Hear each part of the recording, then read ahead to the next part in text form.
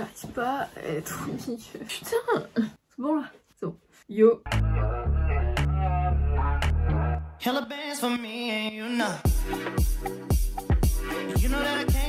Bonjour les amis, j'espère que ça va bien. Aujourd'hui on se trouve dans une nouvelle vidéo qui n'a aucun sens vraiment. Je vais vous raconter mes anecdotes sur mes crushs. Enfin sur mes crushs, pas vraiment, je vous explique. En fait j'étais en train de parler avec ma meilleure pote et on parlait des crushs, enfin de nos mésaventures amoureuses on va dire. Et clairement elle me sort, mais toi avec toutes tes histoires tu pourrais clairement écrire un livre. Je sais pas comment je devais le prendre d'ailleurs. Non mais aussi tout ce qui est histoire de crush, mésaventures amoureuses, j'adore ce sujet, ça me passionne vraiment. Mais des fois je me dis mais il y a des gens vraiment, déjà c'est des enflures. Et d'autres je me dis mais waouh. Et bah du coup prenez un bon petit porridge, cette vidéo sortira à l'heure du goûter et je vous laisse m'écouter raconter ma petite vie amoureuse. Mais je pense que ça peut être palpitant. Je sais pas par où commencer, il y a tellement de choses à faire, il y a tellement de choses à dire. Il faut savoir que déjà je n'ai jamais eu de copain, de nada, petite nature, Clara, 17 ans, vit sa petite vie. Les études avant tout, meilleure excuse.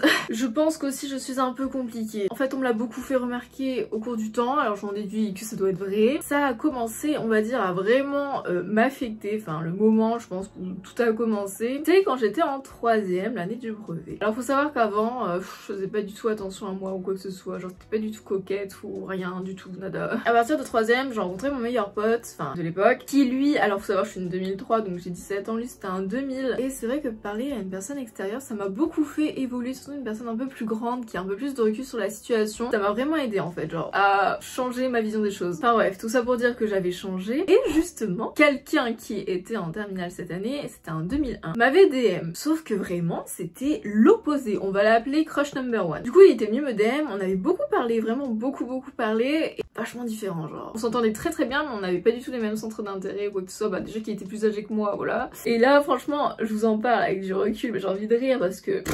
ça n'a aucun sens. Et on ne s'était jamais vu en vrai ou quoi que ce soit. Bref, on a beaucoup parlé. C'était quand même ambigu, j'ai envie de dire. Finalement, il était assez entreprenant avec moi et moi, je refusais toujours tout. Enfin, que ce soit des sorties ou quoi que ce soit, même des appels ou j'en sais rien. Bref, j'étais un petit peu réticente, on va dire. Et ça a duré longtemps, cette histoire, quand même. Hein, plusieurs mois. On parlait de moins en moins, ça avait plus trop de sens. Enfin, j'étais tellement réticente, en fait, que voilà, quoi. Et je suis arrivée en seconde, donc lui quittait le lycée. Et il était revenu, justement, c'était un mercredi, je me rappelle, moi j'étais en seconde, j'avais pas cours, mais j'habite pas très loin du lycée. Et il était au lycée, du coup j'avais dit bah je vais passer. Genre je l'avais jamais vu, vraiment, j'avais jamais vu. Ma tante m'avait toujours dit tu vas voir, parler à quelqu'un sur les réseaux et le voir en vrai ça change vraiment tout. Soit t'es super déçu, genre vraiment, ou soit t'es waouh, genre incroyable, t'es agréablement surprise et genre waouh. Du coup je gardais tout le temps ça en tête et tout. Et c'est vrai que quand je l'ai vu, alors là, genre ma vision a totalement changé. Le fait de voir quelqu'un en vrai, ça, je sais pas, j'étais plus du tout réticente et c'était plus moi qui étais entreprenante. Une tâche là, c'est une blague, ça fait 30 minutes que je parle d'une tâche, j'ai des cheveux partout.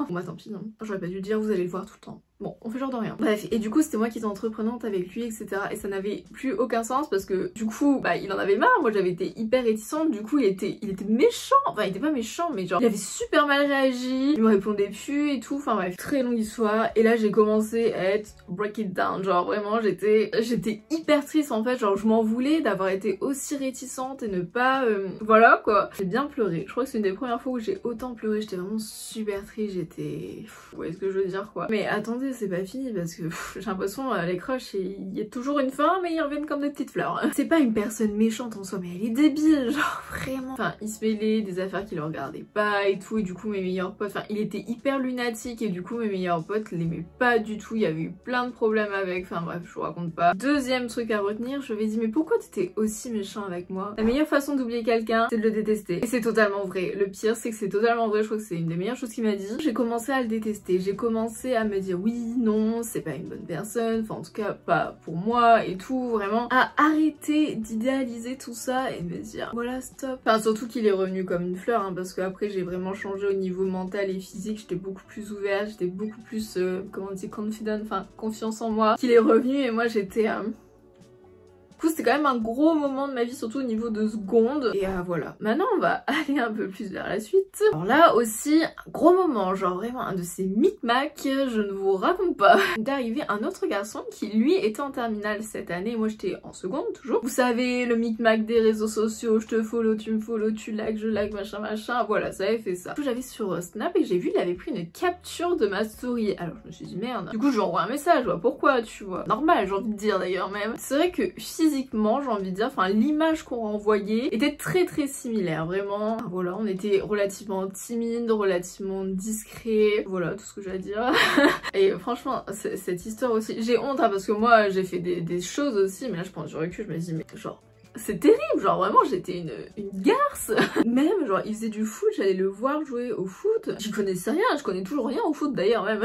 Et j'ai remarqué mes meilleurs potes avec moi. Mes meilleurs potes l'aimaient bien, enfin il n'y avait pas de soucis et tout. Et une nouvelle fois, Clara très réticente, pourtant ça m'était déjà arrivé, je me suis dit on apprend ses leçons, pas du tout. Et le fait qu'il était dans le même lycée de moi, c'était compliqué parce que je me disais il fallait tout le temps que je sois on flic et tout. Et c'était une très sombre période, vraiment la seconde c'était une très sombre période pour moi parce que je voulais renvoyer une image de moi qui était super superficielle. C'était pas moi du tout en fait, genre vraiment j'essayais d'être amie de tout le monde alors que ce soit seconde, première, terminale. Vraiment en fait j'essayais de me construire une image qui n'était pas moi tout simplement et j'en délaissais mes meilleurs potes, j'en délaissais mes principes et tout et c'était vraiment pas bénéfique. J'ai l'impression que la luminosité est en train de partir en cacahuète. Mais voilà, donc il y avait un très gros jeu d'ambiguïté, vraiment énormément, le radiateur tais-toi. Vraiment c'était très ambigu. Tout le monde savait, tout le monde pensait d'ailleurs qu'on était ensemble. Timide, vous voyez le bail? Enfin bref, et en fait je me suis rendu compte à ce moment-là que j'étais vraiment compliquée et on a commencé à reparler pendant des mois et ça ne se terminait pas et on était à ça, vraiment à ça d'être ensemble, je vous le jure, c'est... Bah bref, cette histoire a duré 8 mois, hein. Vraiment ça a duré toute l'année finalement. Et pour vous raconter une anecdote, finalement à la fin je me suis rendu compte que je changeais encore. Du coup en gros j'avais nexté, je voulais plus lui parler. Et est arrivé, alors ça je vous raconte parce que c'était terrible, c'était affreux, une anecdote sur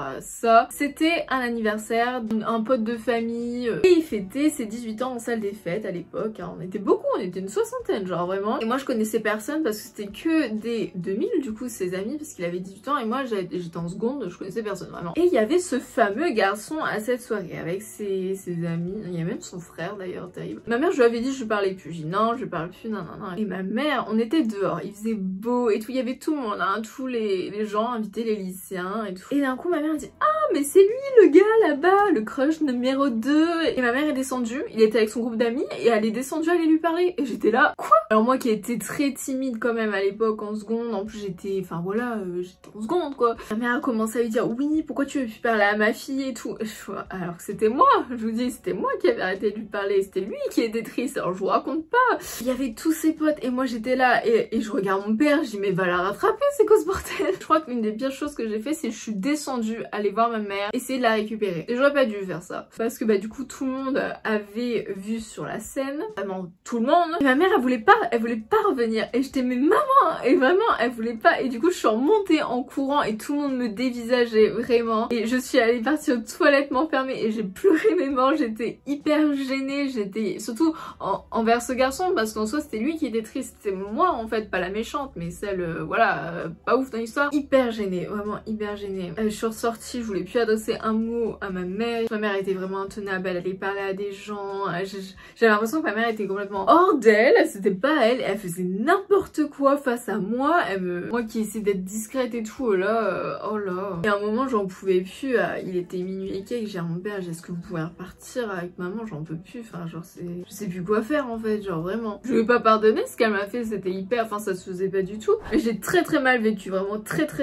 mal vécu. Une petite histoire de ma vie. Bon après ça c'est fini, voilà. Autre crush, est-ce qu'il y avait un autre crush? Alors après ça, on arrive à l'histoire la plus palpitante, j'ai envie de vous dire, la plus récente aussi. Ça a commencé vers décembre 2019. Enfin je vous explique, j'étais sur Twitter et j'ai vu dans ma, comment on appelle ça, je veux dire ma For You page, mais non ma TL Twitter, un gars qui chantait et qui jouait du piano, un blond. Et je me suis dit, oh, et du coup j'ai liké. Bon voilà, c'est bien, pas de suite. Et d'un coup j'étais à la récré avec mon meilleur pote, Romain, que je vous montre souvent, et je passe mes stories Snap, je vois ce garçon et je me dis mais c'est quoi cette merde, enfin genre je le connais pas, enfin je voyais qui c'était parce que j'avais dans ma tête Twitter mais il était pas dans mon lycée ou quoi que ce soit, je savais même pas d'où il venait, enfin voilà. Et du coup moi un petit peu perplexe face à la situation, j'ai essayé de lui envoyer un message, c'est pas toi le gars de Twitter, il me dit si. Et suite à ça on a commencé à parler, donc ce garçon finalement habite pas très loin de Lille, donc il habitait assez loin de chez moi, genre un peu moins d'1 heure, et il avait 1 an de plus que moi et on a commencé à parler beaucoup et en fait c'était terrible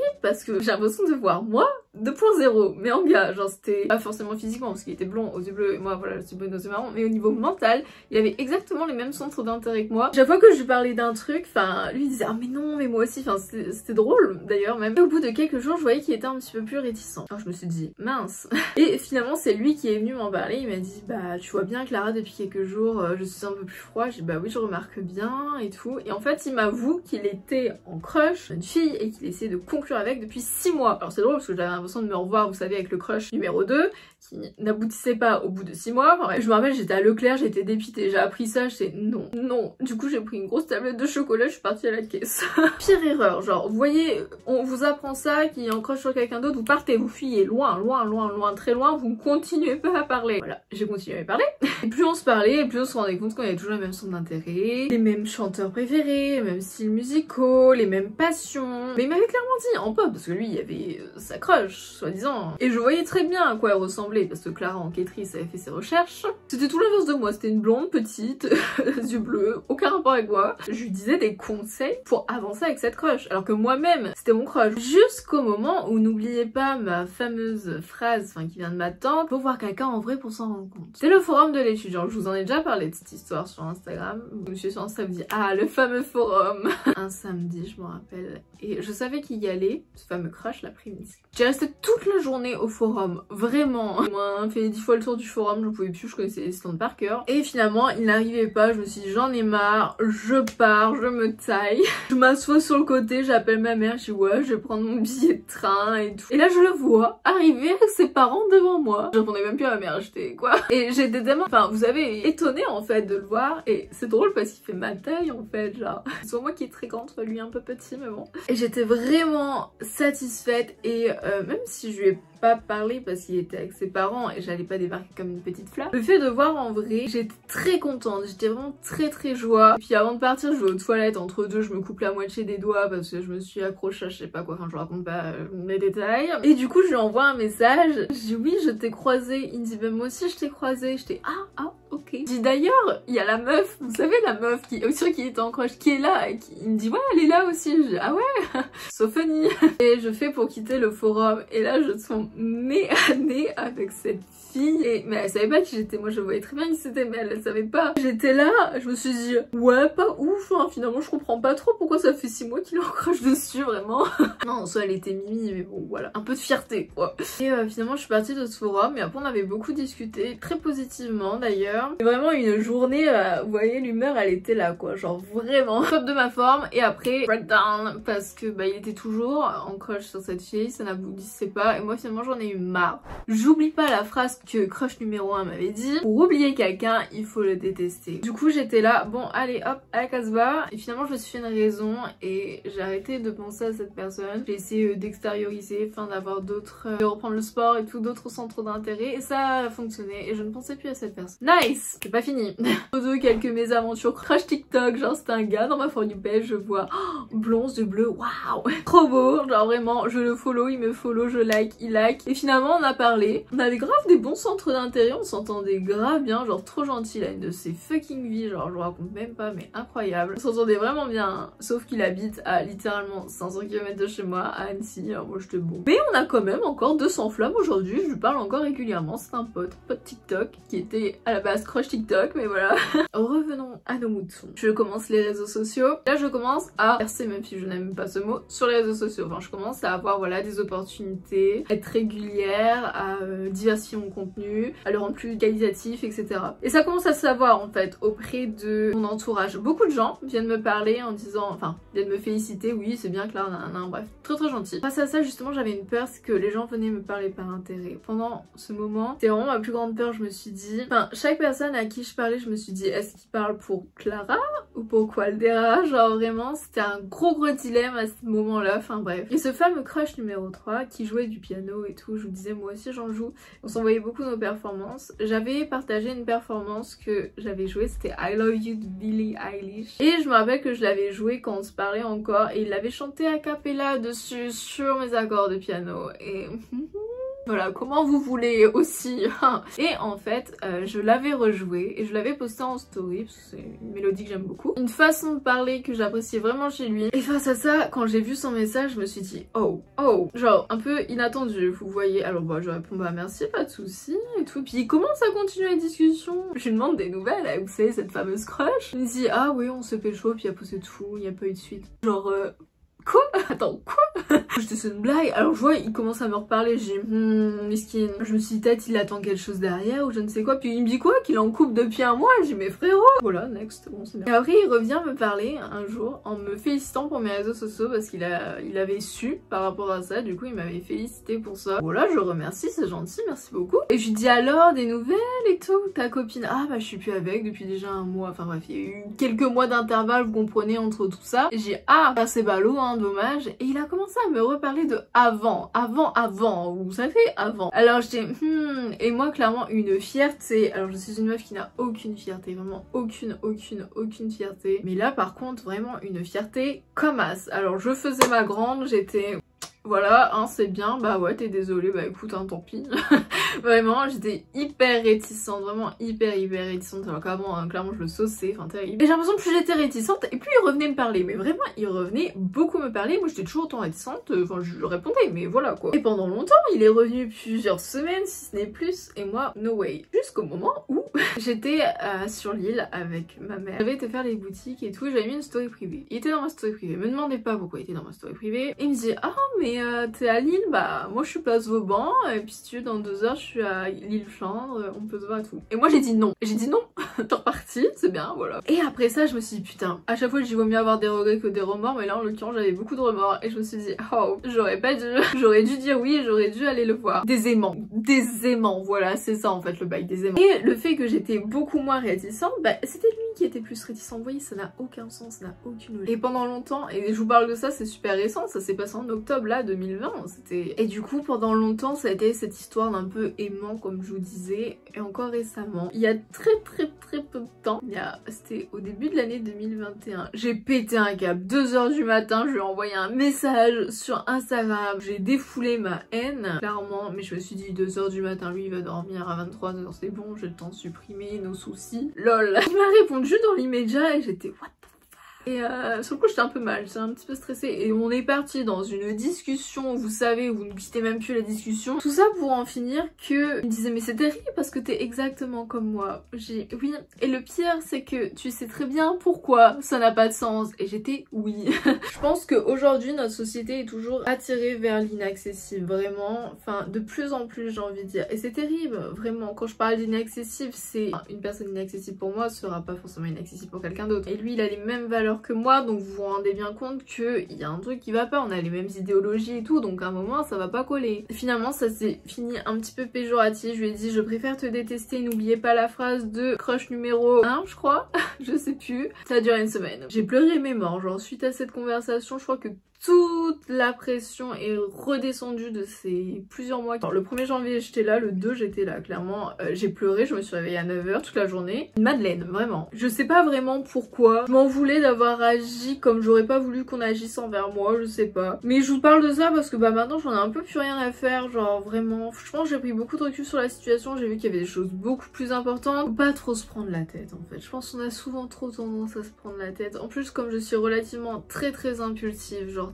très impulsive. Je fais des choses que des fois je ne préférais pas faire mais je le fais quand même à contre-nature, genre contre-volonté vous savez. Et voilà mes petites mésaventures. Et là je n'ai plus de crush. Non. En tout cas les amis, c'est la fin de cette vidéo qui n'avait pas trop de sens, mais en fait je pense que ça fait du bien des fois de se poser et de raconter sa vie en fait, parce que ça fait un petit récapitulatif de ce qu'on a vécu et de se dire en fait, parce que le fait d'en parler c'est de se dire que c'est complètement fini et que maintenant clairement on n'en a plus rien à faire, et je pense que ça c'est le plus important, genre vraiment. Mais surtout n'hésitez pas si vous avez des anecdotes de crush, moi vous savez que c'est ma passion, alors moi les écouter, vraiment je suis tombée sur des trucs genre iconiques, des abonnés qui me disaient oui on était dans le métro, on se regardait d'un coup, le métro ça brusquement, je suis tombée dessus, mais digne d'un film le truc, genre vraiment. Je pense que cette vidéo va être extrêmement longue, je sais pas si vous aimez ce genre de format un peu face cam où je raconte des anecdotes. Et bah moi les amis je vous dis à la prochaine, prenez soin de vous, Zoubi.